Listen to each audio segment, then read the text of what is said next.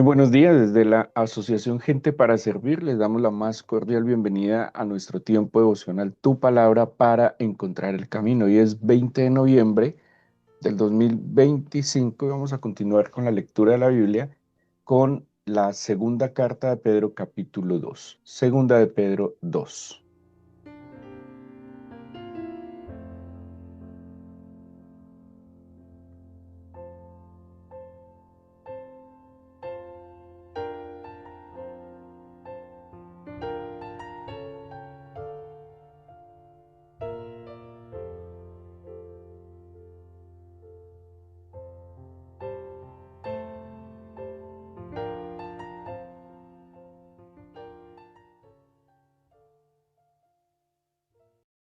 La segunda carta de Pedro que tuvo algunas dificultades para entrar en el canon del Nuevo Testamento, ya que su aparición es un poco tardía al tiempo de Pedro y su contenido aparentemente es un poco sencillo, simple,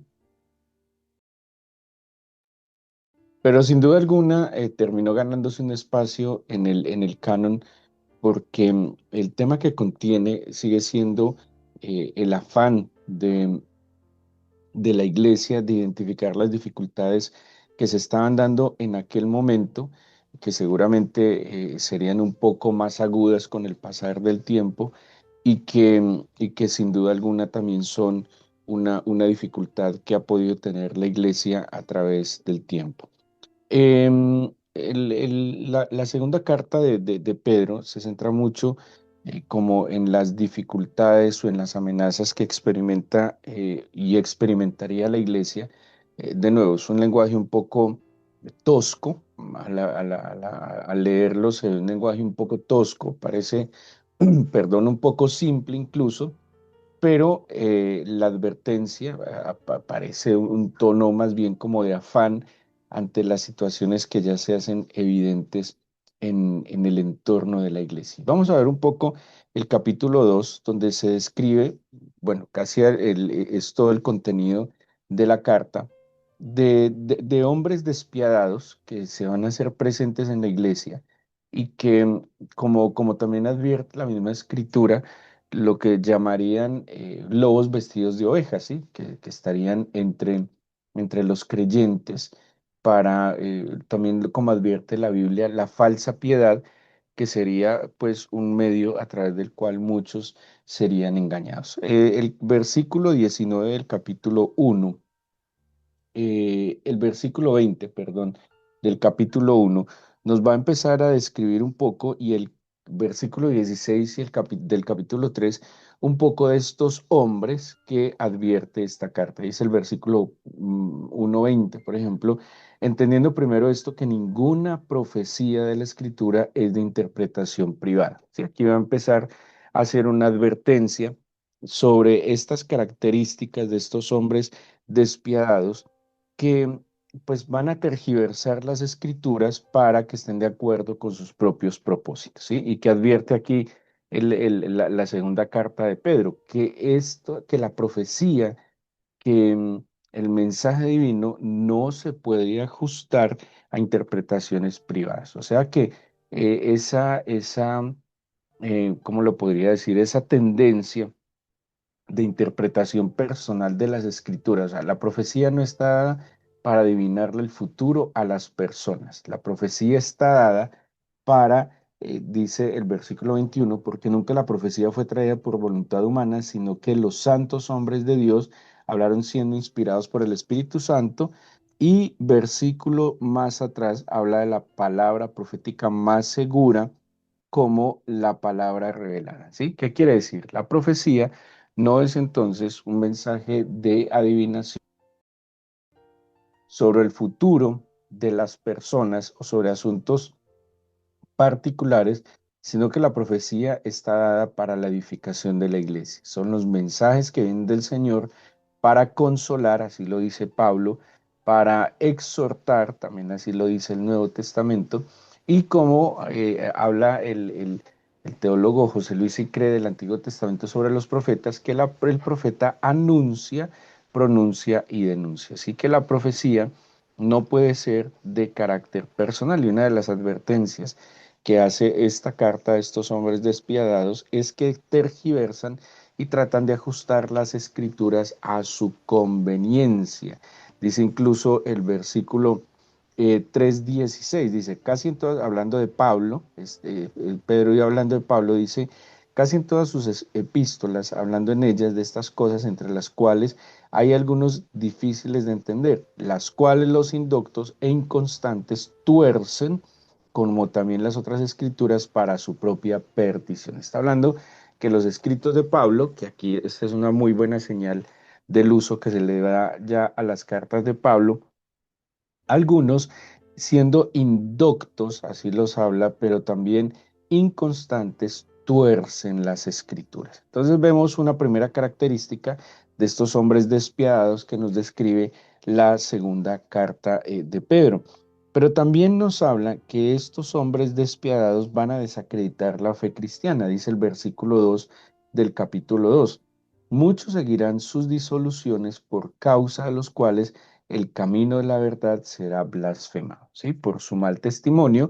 Y bueno, esto es una advertencia, imagínense, desde hace 2000 años, una advertencia de lo que hemos hablado tanto que, del creyente nominal, ¿sí? O sea, el creyente que lo es de nombre, y el creyente verdadero, ¿sí? Lo que describen también en las iglesias del Apocalipsis entre Filadelfia y, y la Odisea, una iglesia profesante, pero también una iglesia verdadera.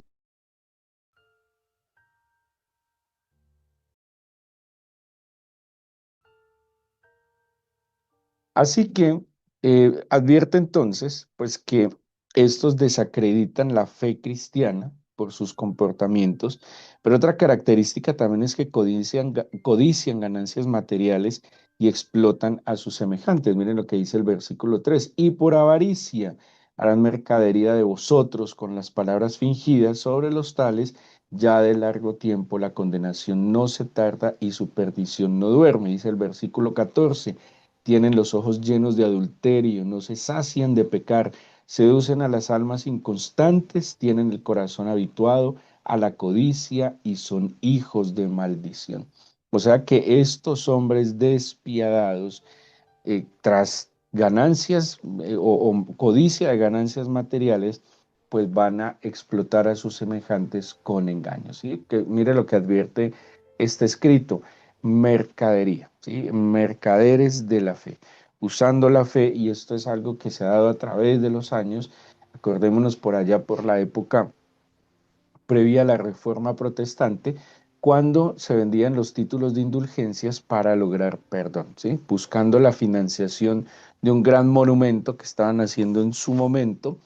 eh, la iglesia tristemente vendía títulos de, digámoslo así, de redención. Eso es una blasfemia aterradora, ¿sí? Porque desde cuando el perdón se paga con títulos. Pero hoy en día, y a través de los años, tristemente también, muchos han promovido como si el perdón se pudiera comprar con dinero, ¿sí? Como si yo pudiese, por ejemplo, otra idea que yo he escuchado mucho es el tema de pactar con Dios, ¿sí? Es complejo porque la Biblia sí habla de pactos, pero son pactos que el Señor ha hecho con el hombre, y no son pactos que se circunscriben solamente a temas de dinero o a temas materiales. En verdad, el tema de los pactos es un tema muy profundo. Imagínense que estamos hablando nada más y nada menos que el pacto que el Señor hace o renueva a través de su Hijo Jesucristo es por medio de su sangre, por medio de su vida. Entonces, banalizar o monetizar o materializar este concepto de los pactos también es muy delicado, pero lo hacen, ¿sí? Entonces, en este desastre de buscar más las ganancias en lo material, pues llevan también, como dice, a los indoctos y a los inconstantes a ser víctimas, pues, de estas cosas. Y lo que advierte el versículo 14: almas inconstantes, ¿sí? Muy bien, luego, ¿qué más nos dice Pedro? Dice que están condenados y compartirán la suerte de los ángeles rebeldes. Entonces, va a ser una triple descripción de que estas personas malvadas, ¿sí? Despiadadas, están llevando a otros a la perdición, pues también tendrán un fin. Y pone un ejemplo claro cuando en el versículo 4 dice, si Dios no perdonó a los ángeles que pecaron, sino que los arrojó al infierno, los entregó a prisiones de oscuridad para ser reservados al juicio, y si no perdonó al mundo antiguo, sino que guardó a Noé, pregonero de justicia, con otras 7 personas, trayendo el diluvio sobre el mundo de los impíos, y si condenó por destrucción a las ciudades de Sodoma y Gomorra, reduciéndolas a cenizas y poniéndolas de ejemplo a los que habían de vivir impíamente, pero libró al justo Lot, abrumado por la nefanda conducta de los malvados, porque este justo que moraba entre ellos afligía cada día su alma justa, viendo y oyendo los hechos inicuos de ellos. Sabe el Señor librar de tentación a los piadosos, pero reservar a los injustos para ser castigados en el día del juicio, y mayormente aquellos que, siguiendo la carne, andan en concupiscencia e inmundicia y desprecian el señorío. Entonces, aquí el Señor advierte, o más bien es el escritor de esta carta, pues el fin de estos mercaderes de la fe, de estos manipuladores o tergiversadores, más bien, porque así está mejor definido, tergiversadores de la palabra, que al fin y al cabo van a tener un fin. Y pone tres ejemplos muy fuertes, porque estamos hablando de ángeles que fueron, digamos, destituidos de la gloria del Señor. Ponen el ejemplo de toda una generación, la generación de Noé, que en su perversión, como dice la Biblia, que multiplicaron la violencia y la corrupción, fueron también castigados, y pone el ejemplo de las ciudades perversas de Sodoma y Gomorra, que ya hemos visto a la luz de la profecía de Ezequiel cuál fue en verdad el pecado de Sodoma y Gomorra, y no solamente fue un pecado de inmoralidad sexual, es un pecado que es un poco más profundo y más evidente, o más bien, o más sutil, porque el pecado que advierte Ezequiel sobre Sodoma tiene que ver con la soberbia, tiene que ver con el ocio, ¿sí? Con ese desperdicio absurdo del tiempo constantemente, tiene que ver con la soberbia, tiene que ver con la falta de misericordia, eso está en el libro de Ezequiel. ¿Qué más sigue describiendo este capítulo de los hombres despiadados?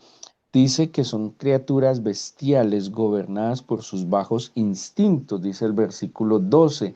Estos, hablando de cosas que no entienden, como animales irracionales, nacidos para presa y destrucción, perecerán en su propia perdición. La verdad que esta carta, si usted ha tenido la oportunidad en estos días de leerla, habrá notado que el lenguaje es un lenguaje tosco, ¿sí? No es un lenguaje muy estructurado. Parece una carta hecha desde, digámoslo así, una afectación personal de lo que está viendo, ¿sí? Es como una preocupación sincera de estas evidencias, de lo que está haciendo estos que están inmiscuidos en la iglesia, o sea, si fueran ajenos, si estuvieran por fuera, pero el peligro es los que están tomando incluso la palabra del Señor para tergiversar y engañar a otros. ¿Qué más advierte? Advierte además que están dominados por la concupiscencia, que tienen los ojos llenos de adulterio, lo leemos ahora en el 14, son presuntuosos, soberbios y arrogantes, dice el 10 y el 18, aquellos que siguiendo la carne andan en concupiscencia, inmundicia y desprecian el señorío, y el 18, pues hablando palabras infladas y vanas, se conducen con concupiscencias de carne y disoluciones a los que verdaderamente habían huido de los que viven en error. Acordémonos que también Pablo venía haciendo advertencias de falsas enseñanzas, de falsos maestros, de falsos profetas y de unas doctrinas y así como no saludables. Por eso Pablo nos plantea la idea de la doctrina sana, de la doctrina saludable. Y la doctrina saludable no tiene que ver, y eso les insisto, en temas, por ejemplo, de discusión teológica como sobre la Trinidad o la unicidad del Señor. No tiene que ver con si el Señor vuelve por su iglesia antes del arrebatamiento, después del arrebatamiento, no. La sana doctrina no es esa discusión teológica, sino que la sana doctrina se fundamenta en los tres, digámoslos así como las tres columnas del cristianismo que tienen que ver con el amor, la fe y la esperanza. La sana doctrina manifiesta claramente las obras del Espíritu, el fruto del Espíritu, que es, podríamos decir que es lo mismo, el fruto del Espíritu que se fundamenta en el amor, el gozo, la paz, la paciencia, la humildad. Esa es la evidencia de la sana doctrina. O sea, que donde usted ve contiendas, donde usted ve soberbia, donde usted ve orgullo, donde usted ve vanidad, donde usted ve superficialidad, donde usted ve, bueno, todas estas cosas que quien tiene un poco de discernimiento, quien no es, como advierte aquí esta carta, indocto, pero que tampoco está, pero que además es constante, es que la inconstancia es un, digámoslo así, un peligro en el tema de la fe, porque es como todo, ¿sí? El que es inconstante en cualquier cosa. La inconstancia es falta de disciplina y la falta de disciplina no nos permite tener una vida, o más bien un buen estilo de vida.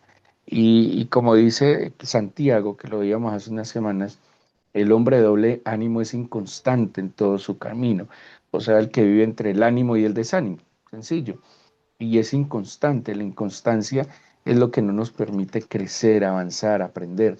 Y aquí coloca la inconstancia con la ignorancia, con la falta de conocimiento.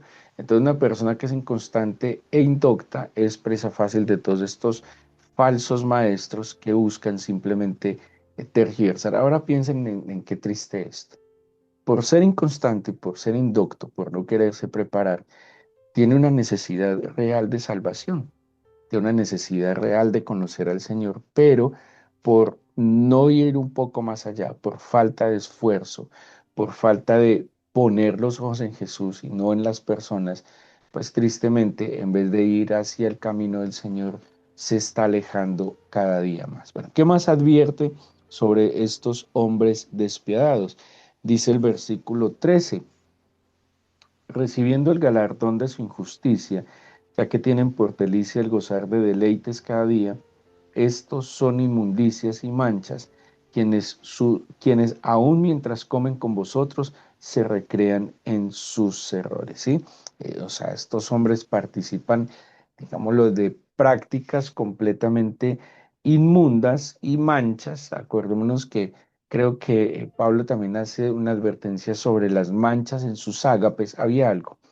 El ágape o los ágapes eran encuentros de la iglesia para compartir con el Señor, ¿sí? O sea, ellos, digamos, compartir alimentos incluso. Eran una especie de celebraciones de las iglesias. Eran unas celebraciones en su concepción sanas, donde ellos compartían el pan, disfrutaban, y en algunos ágapes, dependiendo también, celebraban incluso la Santa Cena. Pero ¿qué pasaba? Estos terminaban desviando el propósito de estos ágapes, que eran, de nuevo, era una especie de celebraciones de la comunidad donde comían, donde seguramente, acordémonos que era parte cultural, había bebida de vino, pero era dentro del marco de una celebración de la iglesia, ¿sí? De comunión. ¿Qué empezó a pasar? Por eso dice, Pablo también incluso advierte manchas en vuestros ágapes, que ellos usaron esta actividad de comunión, esta actividad de disfrutar los unos con los otros para volverlo unos bacanales, ¿sí? Se volvieron como unas celebraciones donde ya se embriagaban, donde pues yendo un poco más allá del licor, como advierte la misma Biblia de que no era para embriagarse, pues obviamente empezaron con otras prácticas, como advierte Pedro, ¿sí? O sea, cruzaron la línea de algo santo, porque es algo santo compartir los unos con los otros. En Hechos nos habla que la iglesia compartía el pan, comía en las casas, ¿sí? Es santo y es sano que los miembros de la iglesia compartan compartan los alimentos, compartan espacios de recreación. Es sano, es bueno, pero pasaron la línea de lo santo y a lo profano y pues tergiversaron. Y eso es una historia que le ha pasado muchas veces también a la iglesia a través de los años, ¿sí? Que por falta de discernimiento cruzan la línea de lo bueno, cruzan la línea de lo santo, cruzan la línea de lo correcto y desvían el propósito de las cosas, ¿sí? Lo que era con buenas intenciones, por eso el tema de las buenas intenciones es muy delicado porque no es suficiente tener buenas intenciones, ¿sí? La Biblia advierte de que, eso lo hemos hablado en el caso de los reyes, cuando hablaba de que no solo es necesario hacer lo bueno, sino hacer lo recto y lo verdadero. Yo puedo tener muy buenas intenciones y hacer muchas cosas que no son rectas y que no son verdaderas.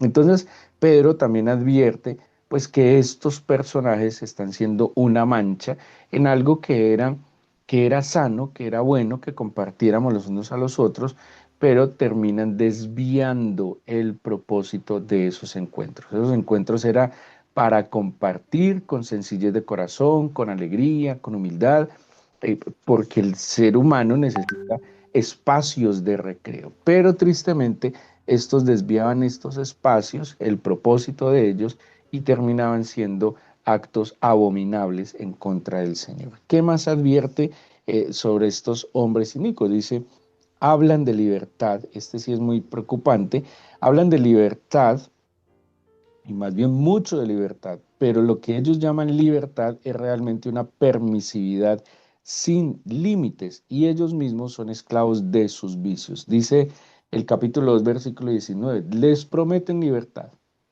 y son ellos mismos esclavos de corrupción, porque el que es vencido por alguno es hecho esclavo de lo que venció. Y ojo, que esto lo hemos hablado antes con el tema de la libertad. ¿Qué es la libertad?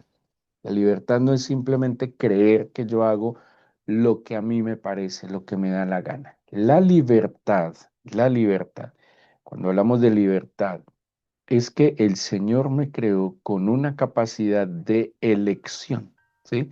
De elección, pero fui también creado para depender. Entonces miren estas dos cosas y a qué van. En la libertad que tengo es que yo tengo la capacidad de decidir de quién dependo, ¿sí? Ahí está la libertad, pero fuimos diseñados para depender. O dependo del Señor como mi creador, como mi salvador, pero también como mi Padre y mi Señor, tengo libertad de hacerlo, de que Él sea mi Señor, o también tengo la libertad de cederle ese señorío, ya sea a mi propio ego, o cederle ese señorío a las pasiones, al pecado o incluso a otros. Entonces, ¿qué dicen estos? Estos les prometen libertad, pero ellos terminan siendo esclavos de corrupción, porque el que es vencido por alguno es hecho esclavo del que lo venció. Pablo que habla, dice, yo ahora soy esclavo del Señor. Antes estaba esclavo de qué? De mis propias concupiscencias, antes estaba esclavo de mis propios deseos. Es más, dice Colosenses, que el Señor lo trasladó de la potestad de las tinieblas al reino de su amado Hijo. O sea, el Señor me dio la libertad de elección. La mayoría de la gente no tiene la libertad de elección. La mayoría de la gente simplemente está esclava de sus pecados, de sus pasiones, está esclava del enemigo. Ella cree que es libre porque está actuando por sus pasiones y deseos, pero como dice aquí Pedro, no, por el contrario, no sabe que es esclavo de aquello que cree que lo hizo libre. O sea, el ser humano nació y fue creado para depender. Es su decisión de quién depende. Yo prefiero, y en el término claro de la palabra, ser esclavo por amor de Jesucristo. Y eso es lo que dijo Pablo. Si he de ser esclavo de alguien, si no tengo opción de que sí voy a ser esclavo, que simplemente yo no voy a ser un independiente, una rueda suelta en el mundo, tengo que depender de alguien, entiendo entonces que tengo la libertad de quién voy a depender. Y siendo sabios e inteligentes, ¿de quién va a depender usted? ¿De quién le hace daño? ¿Del que lo explota? ¿Del que lo maltrata? ¿Va a ser esclavo del que lo va a llevar a la perdición o va a ser esclavo del que le ofrece la salvación, del que le ama, del que le acepta y del que no está conforme con como somos hoy, sino que él sí está buscando que nosotros crezcamos y seamos perfeccionados en el poder de su espíritu? Esa es la libertad que tenemos hoy. ¿De quién vamos a depender? Y Pedro está advirtiendo incluso de estos que ofrecen una falsa libertad que por el contrario los está llevando a la perdición. Y advierte el versículo 14 y 18, dice el 14: tienen los ojos llenos de adulterio, no se sacian de pecar, seducen a las almas inconstantes, en el corazón habituado a la codicia y son hijos de maldición. Y el 18, pues hablando palabras infladas y vanas seducen con concupiscencias de la carne y soluciones a los que verdaderamente habían huido de los que viven en error. ¿Qué hacen estos entonces? No solo están engañados, sino que engañan y llevan a que otros se pierdan y se descarríen. Es muy importante. De nuevo, el tono de esta carta tiene como un pequeño tono de desesperación, de angustia, por algo que se está evidenciando y que el autor está advirtiendo a la iglesia que despierte, que identifique, que discierna y que trate de huir de estas condiciones que los va a llevar a la destrucción. Vamos a orar y vamos a pedirle al Señor que la luz de su Espíritu siempre esté iluminada en nuestra mente y en nuestro corazón, y que tengamos la humildad, que tengamos la sensatez de advertir todas estas cosas, que no perdamos de vista las virtudes de nuestro Señor, que no perdamos de vista el carácter de nuestro Señor, y que todo lo que no se ajuste a lo que el Señor es, tenemos que descartarlo. Todo lo que no se ajuste al fruto del Espíritu, todo lo que no se ajuste a, como advierte San Pablo, a la sana doctrina que se fundamenta en el amor, en la fe, en la esperanza, que se, que se refleja en una vida donde hay humildad, paciencia, en una vida que a pesar de las dificultades proyecta la gracia del Señor.